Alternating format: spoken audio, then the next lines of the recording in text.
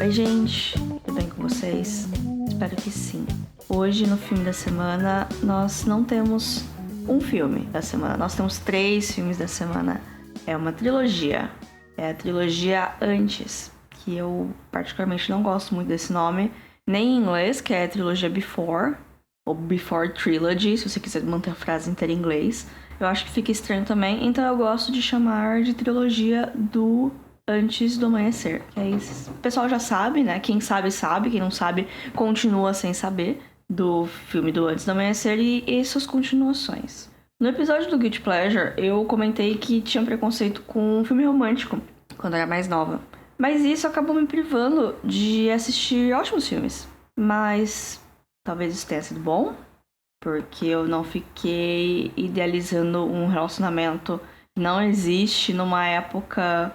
Eu não tinha maturidade para estar em um, mas isso não me impede de idealizar eles hoje, mas com um pezinho na realidade.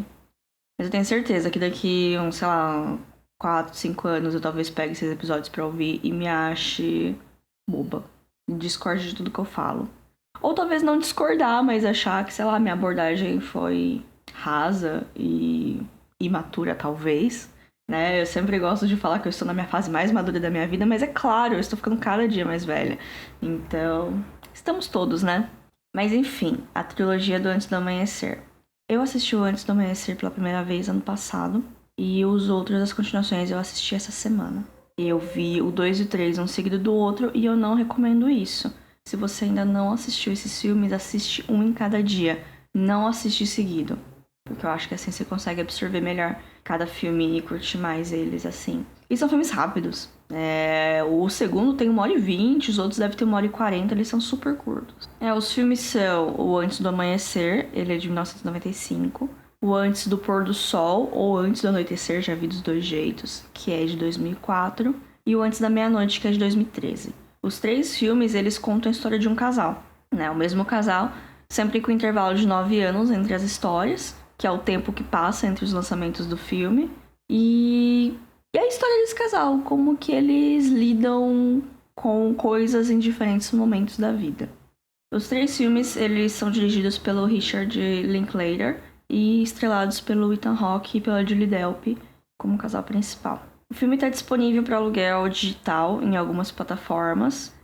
Se não me engano, o primeiro tá no Telecine Play, o segundo tá no HBO Go, terceiro, eu tinha visto que tinha um lugar, mas não lembro qual. Assim, alô streamings, coloca os 3 filmes na mesma plataforma, sabe? Porque assim, Telecine Play tem um catálogo excelente, mas eu acho um pouco caro.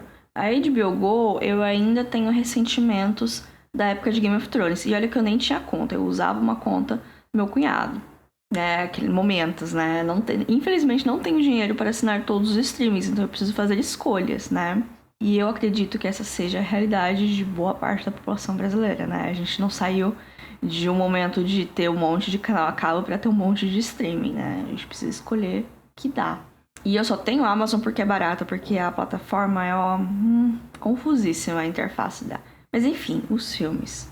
Uma característica marcante deles é que eles são curtos, como já falei, e completamente sustentados pelos diálogos. Não existe ação, mas existem conflitos. Eu vou tentar manter o mais livre de spoiler possível, apesar de não ter, assim, muita coisa que acontece que seria um spoiler, né? O grande spoiler é a grande pergunta de cada filme, né? Que a estrutura do filme é similar, né? Todos os filmes, a primeira cena é jogar os 2 personagens num contexto e fazer eles se encontrarem.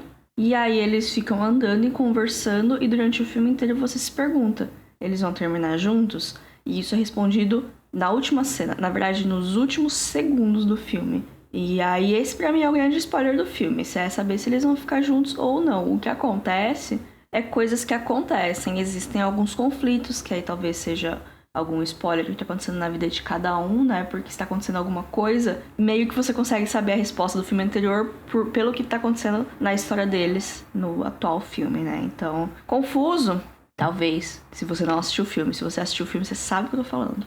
A premissa do primeiro filme, ela é bem simples e bastante atrativa, confesso.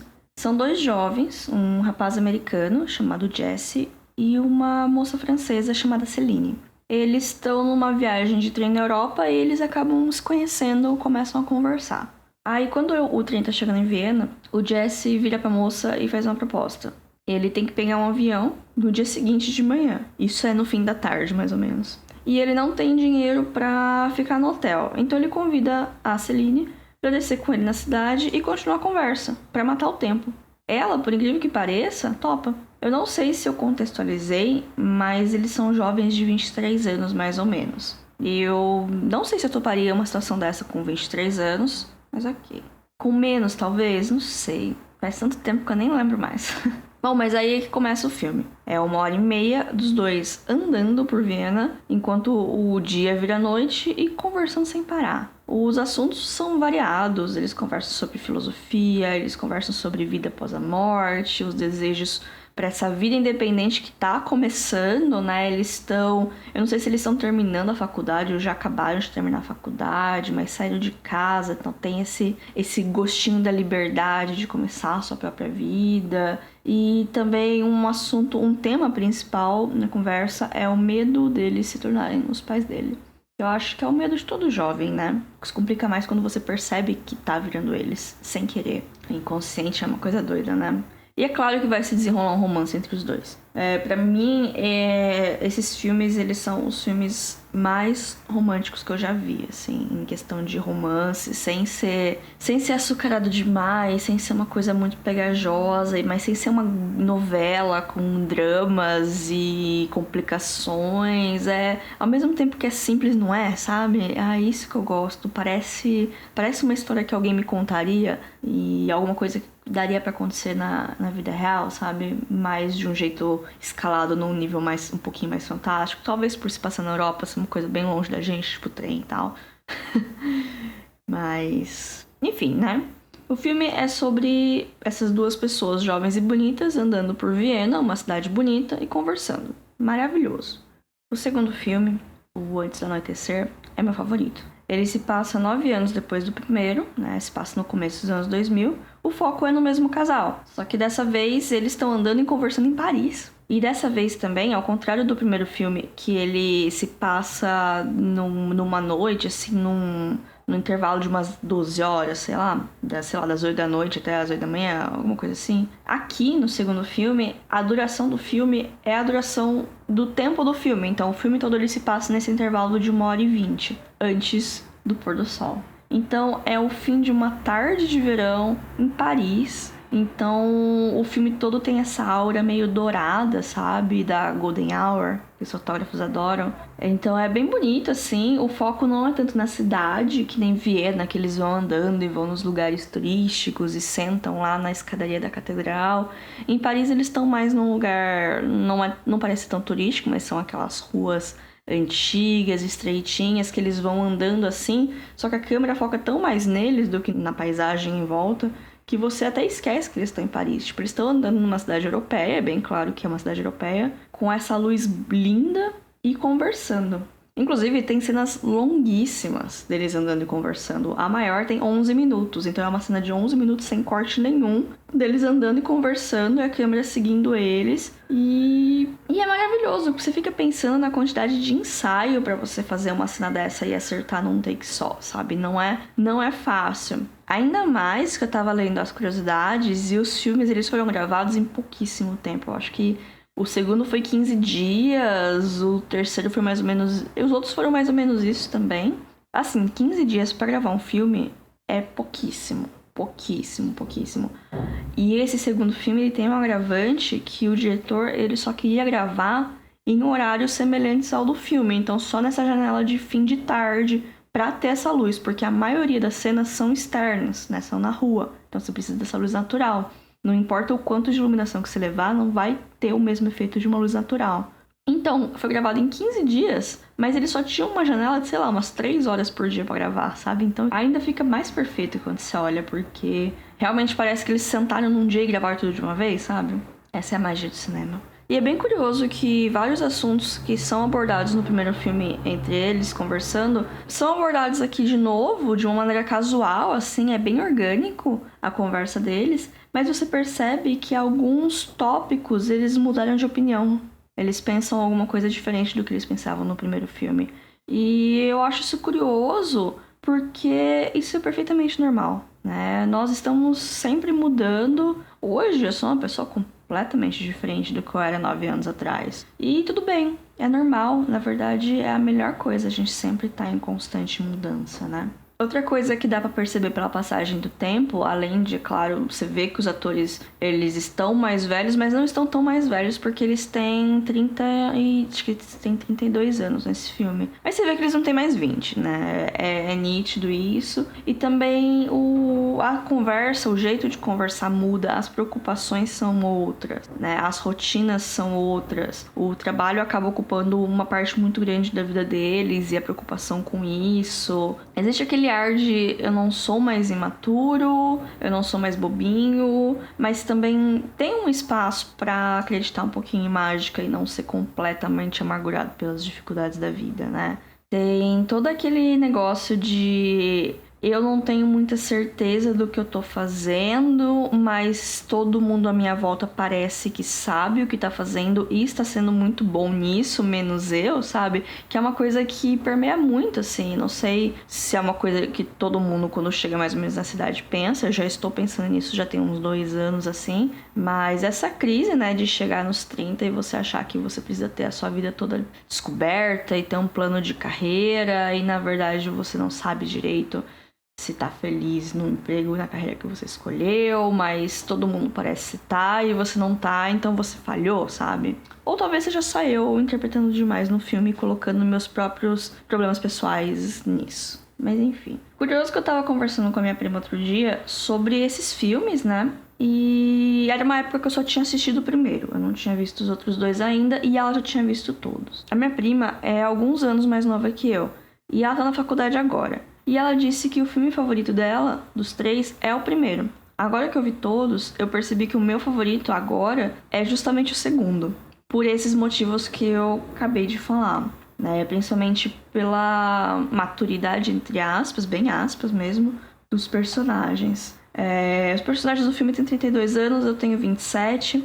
A situação do primeiro filme, ela é romântica, ela é aventureira, mas é um tiquinho fora da minha realidade. É uma boa fantasia, mas eu achei o segundo mais real dentro do que eu conheço de relacionamentos e problemas da vida, que também não é lá grandes coisas, né? Porque não vou dizer que sou uma pessoa vivida, muito pelo contrário, eu passo tempo demais na minha casa, mesmo quando não era obrigatório ficar em casa, então, né? Mas eu fico pensando se eu tivesse visto os filmes uns anos atrás. Vamos dizer, uns 4 anos atrás. Quando eu tivesse a idade deles no primeiro filme. Se eu pensaria assim, sabe? Se o primeiro seria meu filme favorito, ou se eu tivesse assistido ele quando eu tava com uma idade mais próxima. Bom, né? Aí tudo isso vai levar pro terceiro filme. O Antes da Meia-Noite. Filme de 2013. Ele se passa 18 anos após esse primeiro encontro. A estrutura dele é ligeiramente diferente, mas essencialmente a mesma. Ele tem mais cenas com outras pessoas, porque uma coisa dos outros filmes é que quase não tem outros personagens além dos dois, salvo um ou outro, mas são papéis bem pequenos e papéis funcionais, assim. Agora aqui nesse tem outros personagens, que eles também não aparecem muito, mas existem diálogos longos com outros personagens. E tem mais uma estrutura de outros cenários. Tem 3 cenários principais, mas são bem diferentes entre si, né? O clímax do filme, ele não acontece na rua, que nem os outros, né? Ele acontece num lugar fechado. Ele foi o que eu menos gostei, mas mesmo assim é um filme excelente. E eu acho que eu gostei menos porque os temas que ele trata são muito mais maduros do que eu, né? Os personagens são mais velhos, eles estão numa realidade que eu ainda não vivi, né? Sem dar muito spoiler.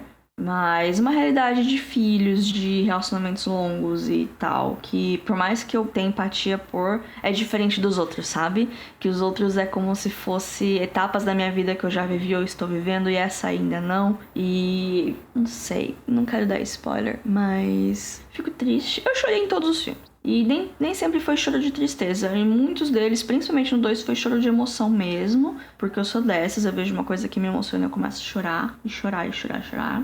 Mas, enfim, né? Uma coisa que eu acho interessante é que tudo que acontece tem consequência. Então, todas as ações dos personagens, principalmente as mais egoístas, que talvez não pareçam egoístas pra gente que tá assistindo, mas se você parar pra pensar nas pessoas que orbitam a vida desses personagens, elas são egoístas, tudo vai ter consequência e tudo vai ressoar até esse momento da vida dos dois, né? Mas o bom pra mim é que a consequência em si não é mostrada. Eles citam coisas que aconteceram, que você percebe que é inconsequência de coisas que aconteceu no passado, mas a gente não vê essa ação acontecendo, mas a gente vê o que isso causou pro personagem e como ele se sente a respeito disso. É incrível que bons diálogos e boas atuações conseguem fazer. E por mais fantasioso que seja o começo da aventura, ela vai se tornando cada vez mais real a cada filme. Como se tudo isso não fosse emocionante o bastante, o filme ele é meio baseado numa história real que aconteceu de verdade com o diretor. Bom, não tudo, mas a premissa do primeiro filme. No final dos anos 80, ele conheceu uma moça nos Estados Unidos e eles passaram a noite conversando. Eles estavam numa cidade lá e ficaram a noite inteira conversando, mais ou menos que nem no primeiro filme. Eles continuaram se falando por telefone durante uns anos após isso, até que eventualmente eles acabaram perdendo contato. O diretor ele disse que ele esperava que ela ouvisse falar do filme, ouvisse falar da premissa, lembrasse dele e entrasse em contato de novo. Mas isso não aconteceu. Alguns anos depois do lançamento do filme, uma amiga dela, uma das poucas pessoas que sabia dessa história, acabou entrando em contato para avisar que ela tinha falecido num acidente de trânsito que foi, assim, semanas antes do lançamento do filme. Então ela nunca nem chegou a ver o filme de fato. Essa não é a única história real que chegou no roteiro. O Ethan Hawke e a Julie Delpy, eles também contribuíram para suas próprias histórias em pedaços de diálogo. Principalmente no segundo filme, que foi onde eu vi... que é onde eles mais conversam sobre coisas mundanas e coisas que aconteceram com eles nos últimos anos. E os dois têm crédito no roteiro também. Por exemplo, tem um momento que a Celine fala de um incidente com um policial quando ela morou nos Estados Unidos. Parece bem absurda essa história, mas ela realmente aconteceu com a atriz. Fiquei surpresa. Uma contribuição do Ethan é um grande spoiler do segundo filme, mas tem a ver com a vida pessoal do personagem, que tem a ver com a vida do pessoal do Ethan Hawke, e digamos que a esposa dele na época, a Uma Thurman, que eles estavam casados porque ela engravidou da Maya Hawke, que é a menina de Stranger Things. Bom, saiu o segundo filme e a Uma Thurman pediu divórcio. Digamos, quem viu o filme sabe o que eu tô falando, quem não viu, espero que não tenha pegado nada nessa entrelinha. O fato é que eu nunca liguei muito pro Ethan Hawke como ator ou como galã, mas agora talvez eu tenha interesse, porque além do envolvimento criativo, que eu gosto muito de homens criativos, nada me atrai mais que um olhar apaixonado. E ele, consegue fazer isso nesse filme, viu? Nos 3. E eu tô indo atrás também de mais coisas da Julie Delpy.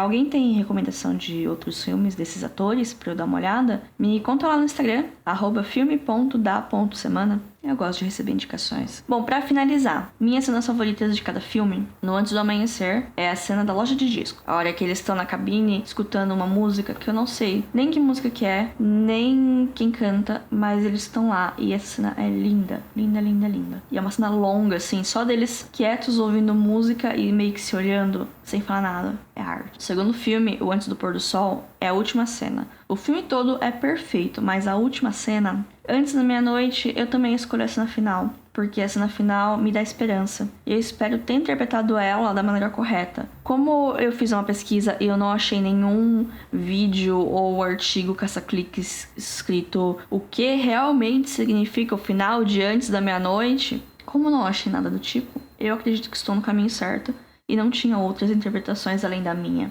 Mas um ponto que eu queria destacar é o figurino da Julie Delpy em todos os filmes, mas principalmente no primeiro, porque como os filmes eles acontecem num intervalo de poucas horas, o primeiro se passa de um final da tarde até no outro dia de manhã, o segundo é algumas horas e o terceiro é também de um dia de manhã até um dia à noite, né, o dia inteiro. Então em cada filme ela tem uma roupa só. O Ethan Hawke também, mas não lembro, porque eu não reparo muito em roupa de homem, a não ser que seja muito diferente, mas eu acho que era uma calça, uma camisa e um blazerzinho, então... Mas no primeiro filme, ela tá com um daqueles vestidos midi de alcinha que tem uma camiseta branca por baixo. É o supra-sumo dos anos 90. E esse vestido meio que voltou à moda recentemente pro meu desprezo, porque eu achava ridículo você usar uma camiseta por baixo de um vestido. Um vestido delicado e uma camiseta. Mas ao ver um personagem tão legal vestindo essa roupa, que acabou se tornando meio que uma coisa icônica do filme, eu deixei meu ódio de lado e eu até tava afim de adotar esse estilo, sabe?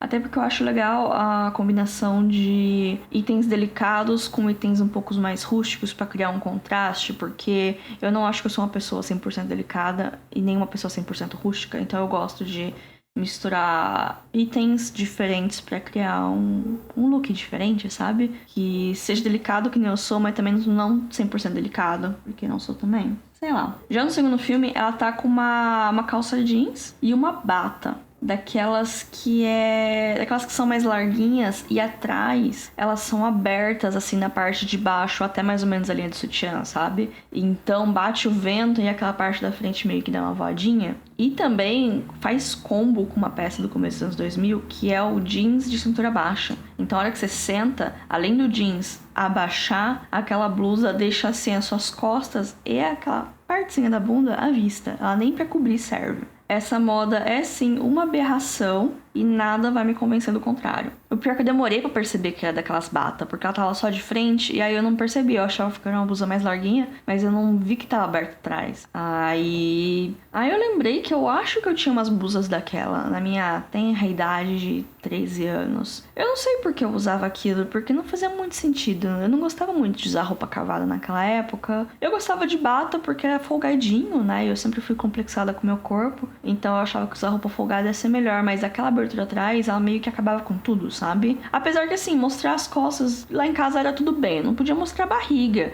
usar decote, mas mostrar as costas parecia que tava ok. Mas sei lá, essa roupa é uma aberração e não deve voltar à moda. Muitas coisas como os anos 2000 não devem voltar à moda. No terceiro filme ela usa um vestido bonito, mas é de alça de amarrar, né? Aí eu acho um pouco perigoso, porque eu só confio em pedaços de tecido que estão costurados. E mesmo assim, eles conseguem me deixar na mão. Esse fim de semana eu consegui rasgar minha única calça jeans e eu não superei isso ainda. Bom, por hoje é só. Espero que eu não tenha divagado demais. É a primeira vez que eu tô gravando o programa de manhã. A minha voz também, eu espero que ela esteja ok. Ela não pareça uma voz de uma pessoa que estava dormindo até 1 hora atrás. E sigam o nosso Instagram, o @filme.da.semana, né? A gente sempre posto lá quando tem programa novo, às vezes rola alguma interação quando eu preciso de ajuda com o tema. Mas sigam lá, deem um apoio, deem engajamento, por favor. Ah, e se você tá ouvindo esse programa na data de publicação, amanhã, dia 29/5, sexta-feira, eu vou estar participando de uma live com a minha amiga Mona pra falar de cinema. Provavelmente eu vou falar dessa trilogia porque eu tô obcecada. Segue a Mona lá, é @monalisa com S, _Soto também com S, pra mais informações. A live vai vir do perfil dela, talvez puxe meu perfil pessoal. Mas seguindo ela, vocês vão ter acesso. Ela faz um conteúdo super bacana. Sempre tá fazendo live sexta-feira pra falar de arte, de outras coisas, e vamos falar de cinema. Então é isso, gente. Até semana que vem. Se cuidem.